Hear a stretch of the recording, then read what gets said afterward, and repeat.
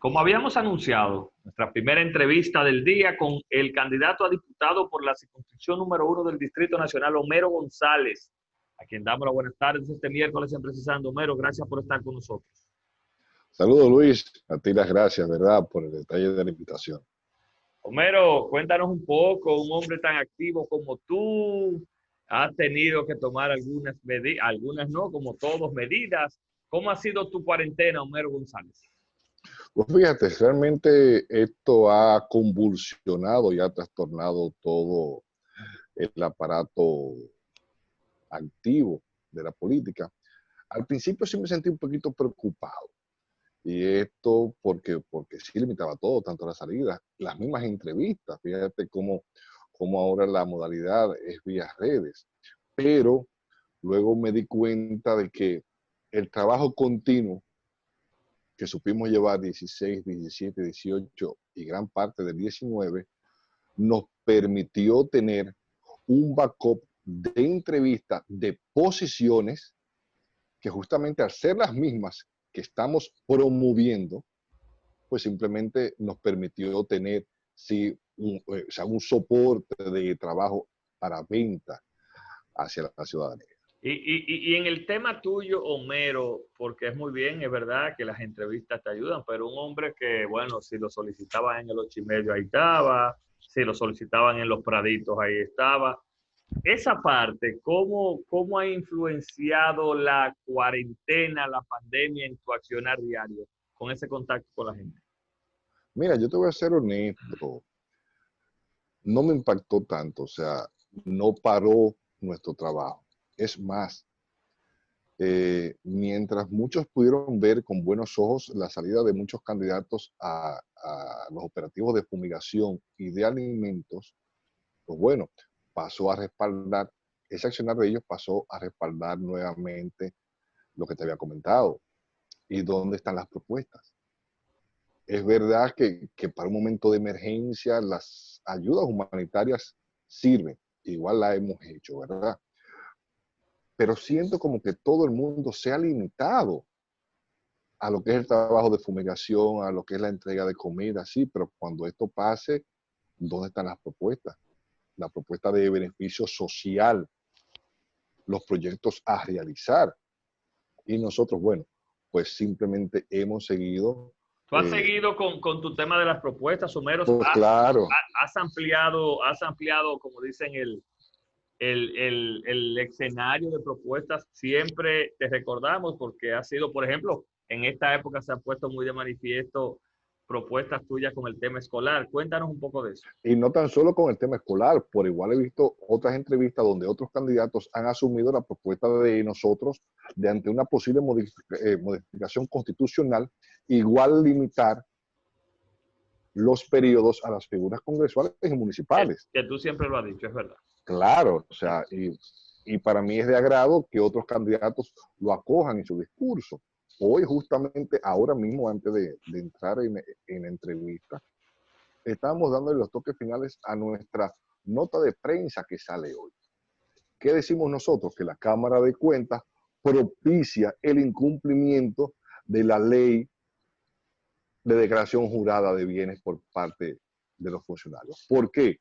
Porque de carácter obligatorio, cada nuevo funcionario tiene un límite de tiempo de 30 días, los nuevos, para presentar su declaración jurada, y los salientes, por igual, de carácter obligatorio, tienen 30 días para depositar su declaración. Pero eso no se cumple aquí, Homero, y tú lo sabes. Permiso, el tema no es que se cumpla o no se cumpla, el tema es que o lo vamos a hacer cumplir o lo vamos a hacer cumplir. Por igual, en una entrevista que tuvimos, supimos decir que si tenemos el honor de ser juramentados como diputados el próximo 16 de agosto, nuestra primera visita, el lunes siguiente, que cae el lunes 17, nuestra primera visita va a ser a los edificios de la Cámara de Cuentas.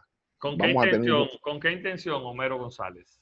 permiso, es que si hay un cambio de gobierno, yo necesito un verdadero compromiso por parte de los incumbentes de la Cámara de Cuentas, que un tiempo máximo de 30 días le asegure al país haber recibido todas las declaraciones juradas de todos los funcionarios salientes, como también de recibir la declaración jurada de los nuevos incumbentes. Es decir, tú siempre has dicho también que tú no vas a promover tantas leyes nuevas, que tú entiendes hay una serie de leyes que lo que hay que desempolvar y actualizar. ¿Continúas todavía con esa mentalidad, Homero González? Pues claro, sí ha sido mi gran porqué en política. No tengo por qué cambiar el discurso. Nuestra gran problemática no es la falta de creación de leyes nuevas. Nuestra gran problemática que arropa al país y nos mantiene anclado a un pasado es la falta de cumplimiento. Pero no tan solo la falta de cumplimiento de las leyes. La falta de la existencia de un verdadero régimen de consecuencias. Las leyes no se cumplen solas. Cada ley aprobada por un Congreso Nacional se convierte inmediatamente en la responsabilidad de algún funcionario público, como es el caso de la Cámara de Cuentas, donde es ese organismo el ente ejecutor, velador y fiscalizador de que se cumpla la ley. Te veo, Homero, solamente enfocado en que se cumplan las leyes desde el ámbito del funcionario, de la cosa pública.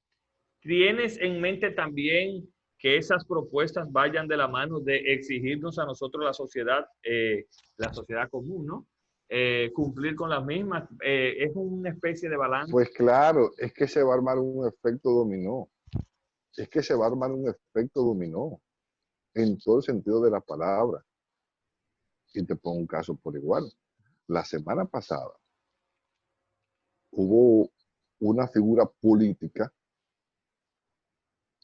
que me quiso dejar entender que por qué yo no salía con más frecuencia con el candidato presidencial de mi partido. Y bien le supe decir, es que no es mi obligación salir con un candidato presidencial. Es que si yo tengo la oportunidad de ser diputado, voy a fiscalizar la obra de todo aquel ciudadano, llámese como se llame, independientemente del partido, que llegue a ser presidente. Y no puedo en este proceso crear un vínculo afectivo, porque es que voy a asumir el trabajo de fiscalización. Pero ciertamente tu partido tiene un candidato, pero quizá por ahí fue que él te lo dijo. Pues claro, pero ¿qué es lo que pasa? La gran propuesta de un candidato a diputado, de un candidato legislativo, no tiene que ser la venta de un candidato presidencial. Son las propuestas, son las iniciativas. Es el valor de atreverse a fiscalizar y asumir esa verdadera responsabilidad desde un Congreso Nacional. En el caso de nosotros, el doctor Fernández. Claro. Pero al mismo doctor Leonel Fernández, yo tengo que fiscalizarle. Yo tengo que fiscalizar la obra que puedan ejecutar todos sus ministros. Tengo que fiscalizar el presupuesto. Tengo que al final de cuentas ver qué tan asertivo fue la ejecución de ese presupuesto. Entonces, o hacemos las cosas como se deben de hacer de inicio, claro, o simplemente nos colocamos a un lado y no va a ser nuestro caso. Homero, ¿qué has pensado en torno? Y te voy a hacer la pregunta porque cuando anuncié que venías para acá, mucha gente a las cuales votarán por ti, independientemente sean uno del Partido Reformista o de cualquier partido aliado, se han identificado mucho con una propuesta tuya en términos de las tarifas escolares y el manejo que se le da a esa parte. Sin duda, hemos ahora los padres asumido una parte de rol de profesores, una parte de gastos. ¿Has reformado tu propuesta en torno a eso, Homero? ¿Qué hacer en casos como los que estamos viviendo? Para nada. Seguimos con lo mismo. Y en primer lugar, ya lo que está ocurriendo en estos momentos raya en el abuso. O sea, no podemos ver, no le podemos dar otra palabra que no sea un abuso que se está cometiendo primeramente con los padres. Pero vamos por partes. Ahora que estamos malos padres, los muchachos están en la casa. Existe una ley que es la 8600, con 20 años de existencia. Y es la que faculta al Ministerio de la Educación a ser el ente que regule el alza de las tarifas. En primer lugar, tiene 20 años. Pero el ministerio, para poder ejecutar esa ley, tenía que clasificar los colegios privados para ponerle tope a sus a las tarifas, claro. Entonces, el ministerio durante 20 años y en los últimos 8 años manejando el 4% para la educación, no ha dispuesto ni del personal ni de los recursos para la clasificación de los colegios. Y los colegios que ya dejaron de ser colegios para transformarse en entidades privadas, en empresas privadas dedicadas a la educación, se han aprovechado de esta debilidad de la ley y como no hay forma de fiscalizarlo, pues ellos mismos han comenzado a ponerle tope a sus aumentos. En este momento de cuarentena y de crisis sanitaria, Bueno, en primer lugar, los colegios se vieron precisados a cerrar. Comenzaron a dar sus clases vía redes, cargando a los padres con una responsabilidad por la cual los padres le estaban pagando a ellos o les paga a ellos para que realicen. Y terminan haciéndolo a los padres. Pero para colmo, muchos colegios privados por igual colocaron su empleomanía en el programa PASE. Me explico en pocas palabras. así. Cerraron los colegios, bajaron sus gastos operacionales, le traspasaron la responsabilidad de la nómina al Estado. No perdieron su clientela porque los niños no dejaron de estar en el colegio. O sea, su clientela sigue siendo el 100%, o sea, la misma cantidad de alumnos que existían antes del problema sanitario es la misma que existe hoy. Correcto. Y más sin embargo, entonces, le siguen cobrando a los padres un servicio para que terminen los padres realizando.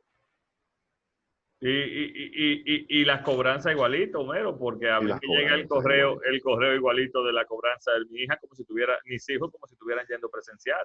Entonces, ¿qué hacer la sociedad indefensa, la que no tiene acceso a esas informaciones que tú tienes si llegases a ser legislador? Mira, lo primero que tienen que hacer la sociedad en este momento, si fuese mi caso, es desprenderse del temor. Porque si bien le decimos que existe una ley, pues atrévase a imponerse ante el colegio. Vaya, entrégueme la certificación que le ha dado el Ministerio de Educación para que usted primeramente me aumente la tarifa. No la tiene, no le pago. Ah, pero no te aceptan al muchacho Homero. No, porque es un derecho constitucional. No te lo aceptan.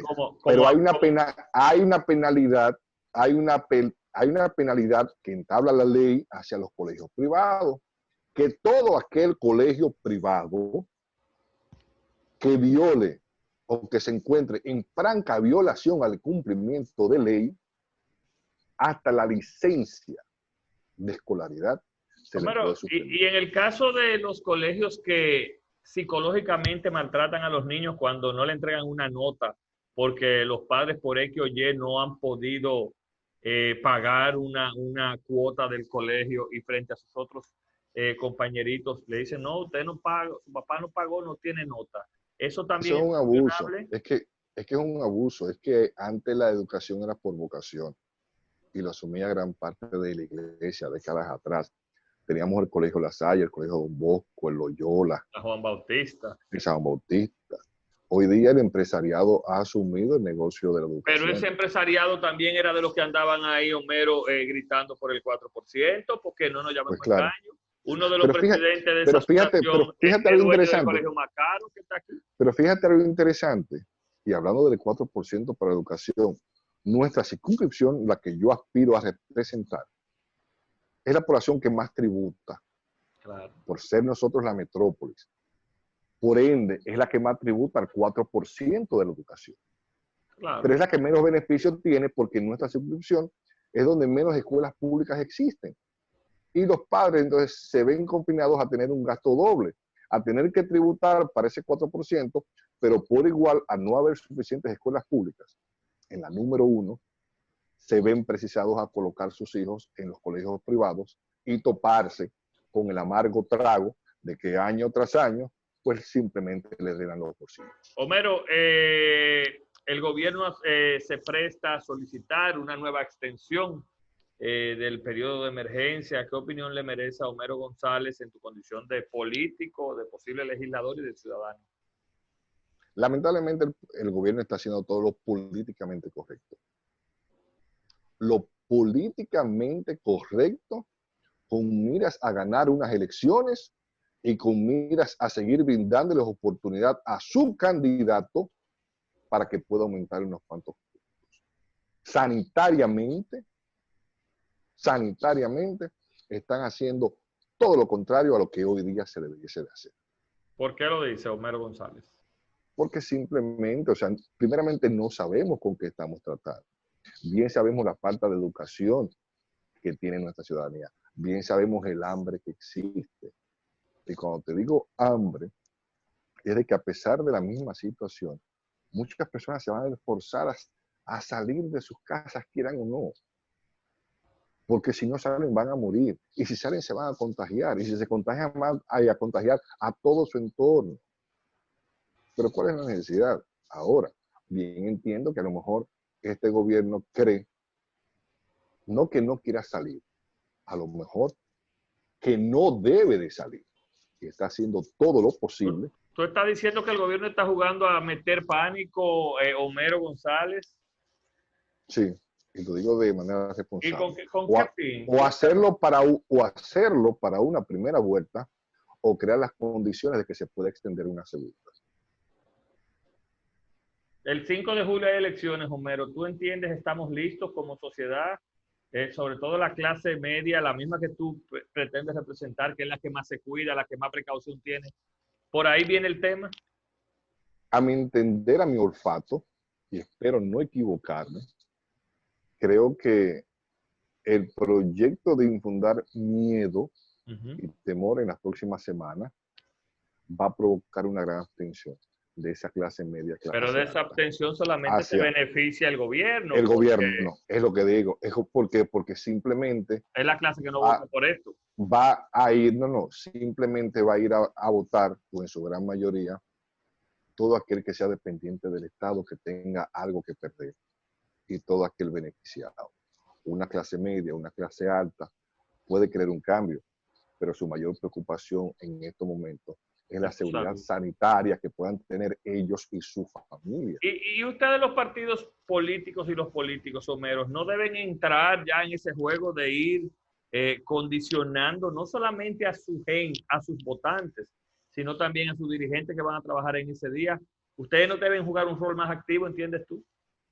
Se está jugando primeramente hacia adentro, ¿verdad? Capacitando nuestro personal en las medidas sanitarias para luego comenzar a invertir en publicidad hacia el votante. Pero donde yo me refiero, Homero, es a la parte de dotar a sus mismos militantes y a sus mismos dirigentes de los pertrechos necesarios para que sepan que van a ir resguardados. Por ahí no debe ir trabajando también la política hoy en día, ya que faltan 40 días para las elecciones. Mira, la gran verdad es que no todo se hace simplemente con intenciones. Hay que partir de realidades. Y el ahogamiento económico hacia la clase opositora es una realidad. Me explico. Nosotros quisiésemos, pero la verdad es que no contamos con los recursos. Y hay que ser honestos. O sea, hubo una campaña, se trabajó para una campaña. Es más, los partidos políticos han llevado 6 procesos de elecciones en menos de un año. Desde la de octubre, que fueron las internas del PRM y la del PLD. Luego vino el primer intento fallido de las municipales. Luego vino el segundo intento de las municipales, ya van 3. Luego se prepararon para las elecciones en mayo, pues esas elecciones se movieron para el 5 de julio y se tuvo que extender todo un proceso de campaña y publicitario y a la vez que es muy costoso. Y entonces estamos a las puertas ahora de una segunda vuelta. O sea, estamos hablando de que los partidos han hecho inversiones en menos de un año para 6 procesos diferentes. Homero, y eso sí ahoga económicamente. No me quiero ir sin preguntarte, de llegar a la Cámara de Diputados, van a encontrar muchos proyectos como el de las AFP. ¿Qué opinión te merece a ti la intención de devolución de un 30% a empleados de sus aportes? Primeramente vamos a comenzar cuál es mi concepto de las AFP o cómo supieron formular este negocio. En pocas palabras, fue un gran negocio entre el sector empresarial. La banca de la mano y la complicidad con pasadas legislaciones. Eso es lo primero. Ahí lo que se fomentó fue un gran negocio para el empresariado, la banca y en complicidad con pasadas legislaciones. Fíjate cómo se ha vuelto un remolino esto, que en un caso de pandemia nacional, de emergencia nacional, son los principales actores de nuestra política, del Estado, los que han salido a defender que no se le devuelva el dinero al trabajador, y Homero al que lo González, sudó. ¿qué opina finalmente? La devolución, porque es un dinero del trabajador. Nadie estaba preparado para esto. Lo que es inverosímil entender cómo de manera obligatoria, por ley, se le quita al trabajador mes tras mes para que sean otras entidades las que dispongan dónde van a hacer la inversión, pensando en último lugar con el obrero, ¿verdad? Con la clase trabajadora. Bueno, Homero, yo quiero agradecerte tu tiempo. Yo sé que independientemente que has tenido que hacer una reingeniería, tienes un tiempo ocupado ya más cercano a las elecciones. Agradecer tu tiempo para hablar con tu gente aquí en Precisando, hermano. Muchas gracias. Un fuerte abrazo y aquí estaremos cuando guste nuevamente. Homero González fue nuestro primer invitado de este miércoles. No se vayan, que también viene por ahí mi colega y candidata a diputada por Santo Domingo Oeste, Johanna Paz. Ya volvemos.